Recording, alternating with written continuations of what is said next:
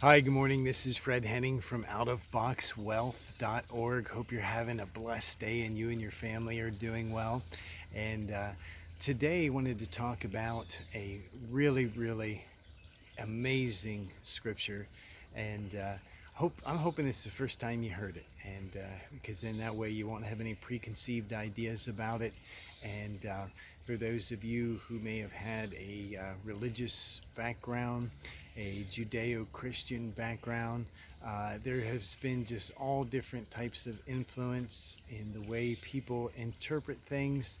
And of course, there's all different types of motivations. There's all different types of, preconceived, not just preconceived ideas, but reasons why, motives, why people explain things a certain way, and why they are trying to influence others in a certain way. And I'm sure you know that. I'm sure you've experienced that.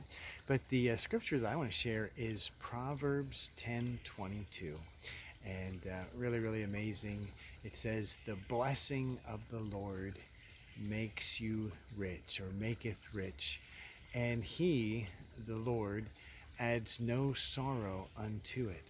So the understanding of the blessing is that it makes you rich, and that the Lord is not the one who would be the influence who would add any sorrow unto that blessing. So when we take a look at that, and we just simply look at it in plain value, hey, there's a blessing that makes you rich. Well, is there anything in you that kind of raises up against that? Is there anything in you that kind of says, well, that can't be true? Or is there anything in you that says that being rich is bad, is evil?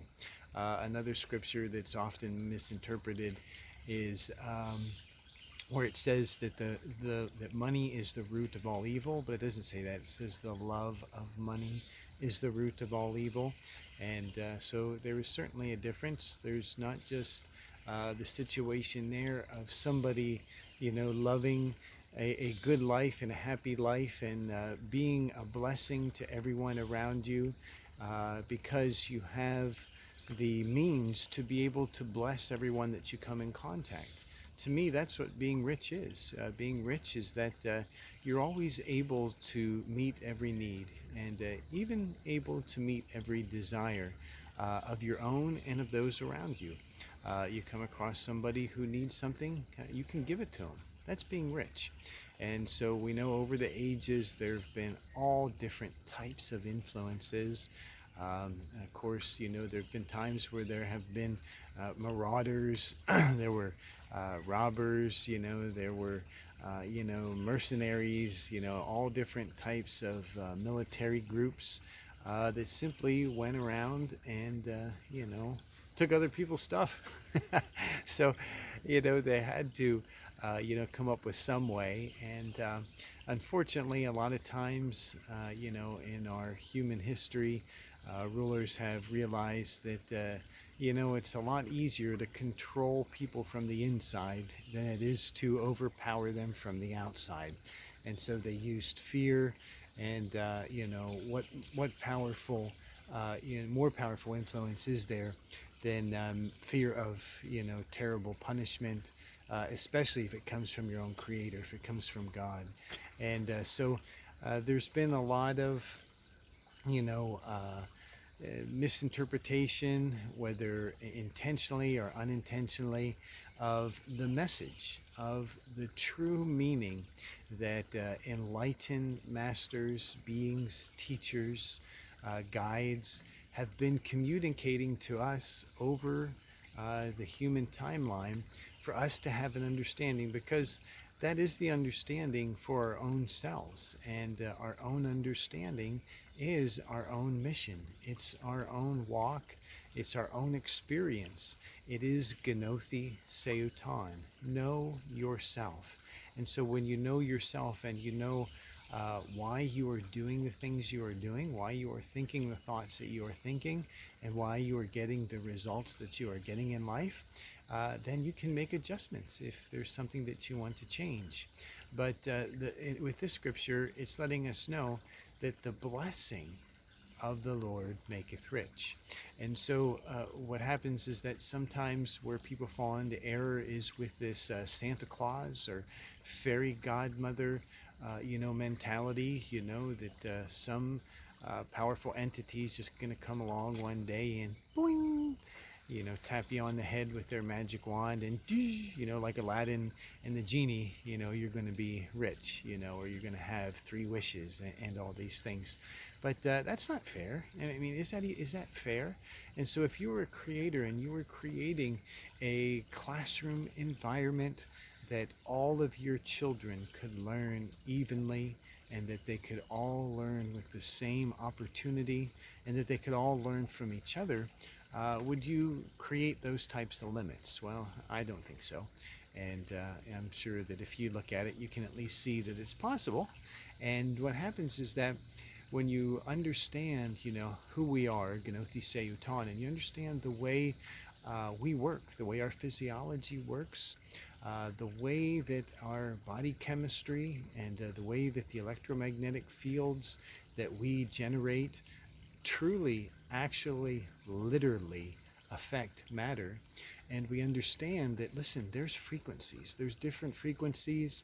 I'm sure you know it when you're doing something that you love, or if you just fell in love, the whole world around you changes, doesn't it? Dr. Bruce Lipton, I think he has a book about it, but I know he talks about it pretty often, but it's called The Honeymoon Effect. And when you're in love and, you think you found the answer to all of your desires and all of your needs in life, it just, everything around you just automatically, changes into a wonderful place. And suddenly there's no problems, suddenly there's no issues, and everything is wonderful. So what does that? Well, it's our chemistry, and it's the chemistry that we're activating in ourselves. It's our perception. With our human physiology, there's something called the reticular activation system, RAS for short. And you've experienced this if you've ever, let's say, you bought a blue car, and it's a certain make, it's a certain model, and after you buy it, next thing you know, you see them everywhere, because the reticular activation system is designed to draw unto us that which we desire. And again, this is science. This isn't just some idea out there or some belief or some doctrine that's sent down through the ages, again, to do the opposite and to train people in the opposite way. This is the way our brain works, and it's called RAS, the Reticular Activation System. A wonderful study for you to take a look at yourself. And so when it says the blessing of the Lord, well, when you think of the blessing, what do you think of? What do you activate?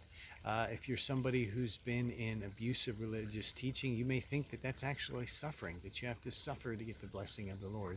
But then what happens is that when you tell yourself blessing, but you're thinking suffering, the reticular activation system is going to attract unto you suffering, because that's what the message that you're sending out that you desire. So it works hand in hand with the law of attraction, the law of creation.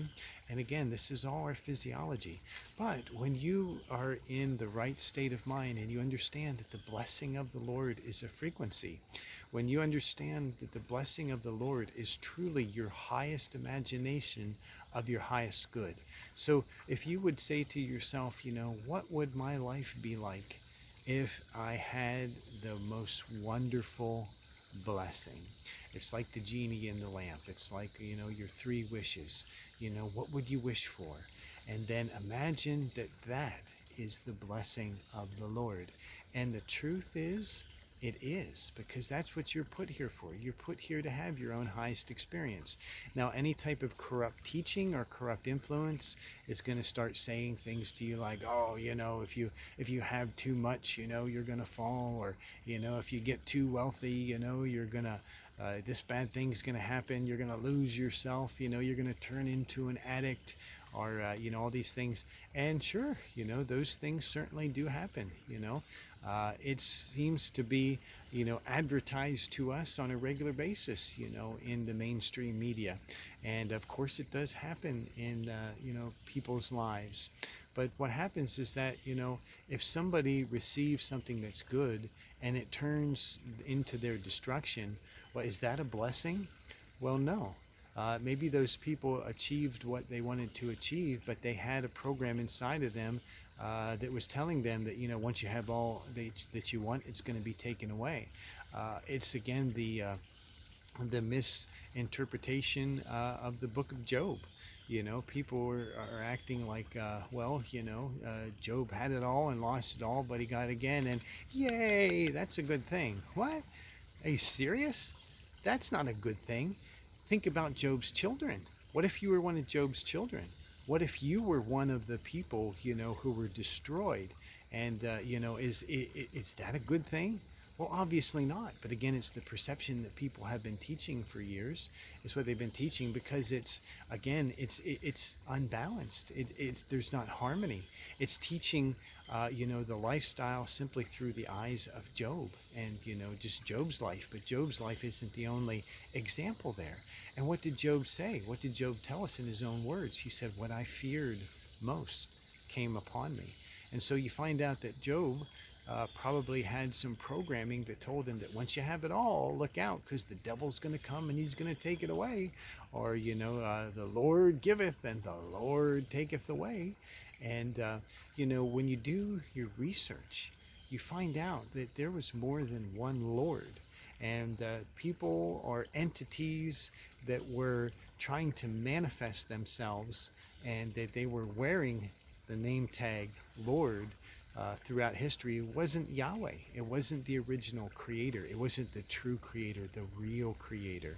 It was a counterfeit, an imposter using that name tag and doing harmful things. The true Yahweh doesn't do harmful things. The true Yahweh doesn't even punish. It's our own cause and effect. It's our own karmic system that creates a lesson to be learned. But there isn't a system of, punishment being dealt out to the human race. And, and there isn't a time clock ticking in. Yep, time's up. You're destroyed. Boom. Let's zap you with a lightning bolt.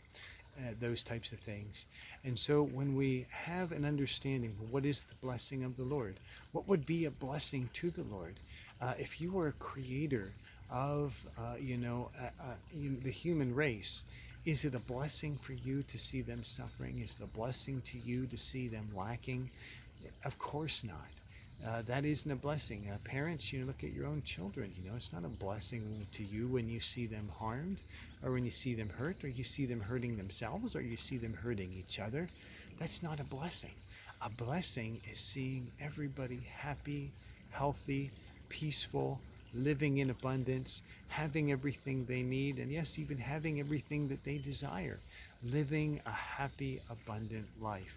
That's the feeling that you feel when you're experiencing the honeymoon effect.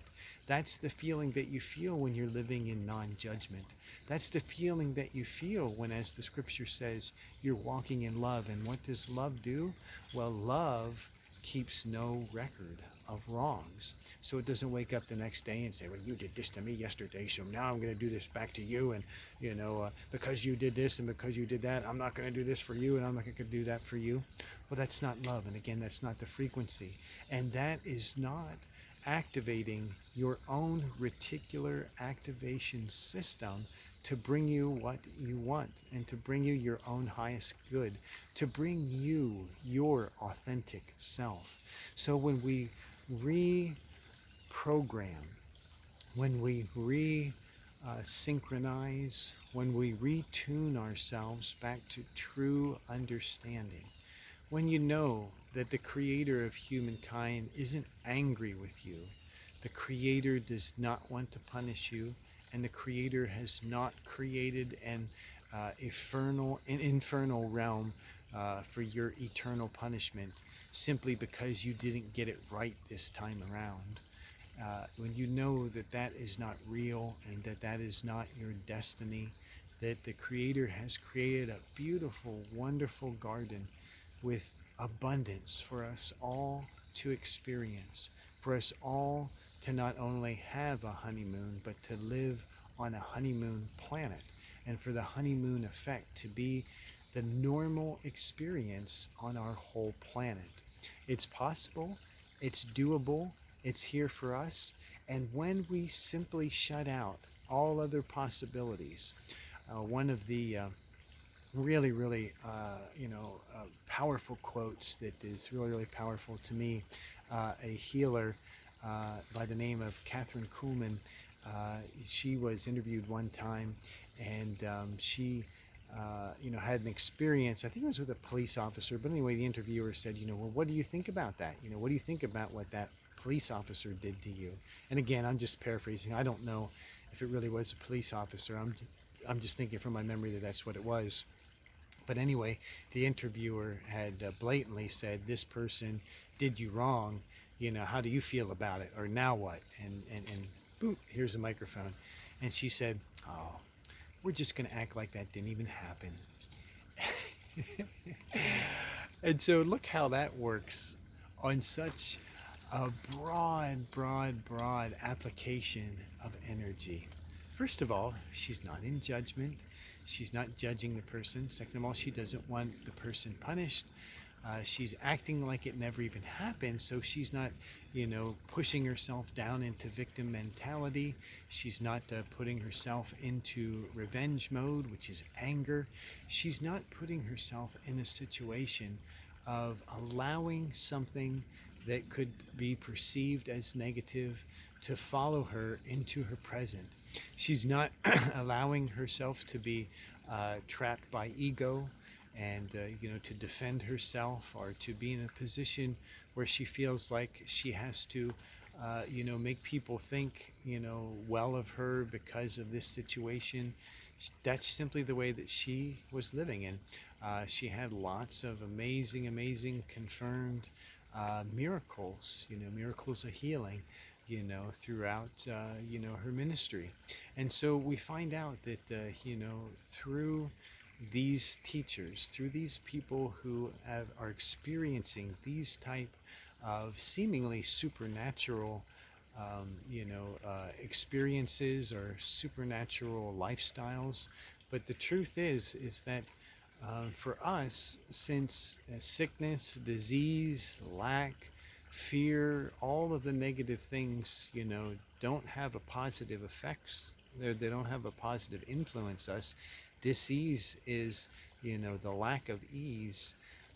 Since our body and since our feelings or since our emotions don't react to them well, then that's not natural for us. I mean, there's a bunch of little fish here. I was just feeding them a little bit earlier.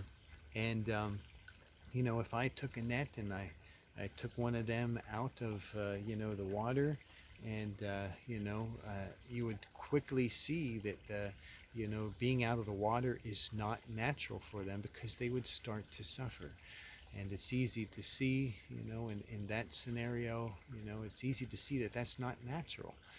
So anything that is harmful to us is not natural. And what we call supernatural is where we belong, is where we are designed to operate. That's our true kingdom. That's our true inheritance. That's who we truly are meant to be.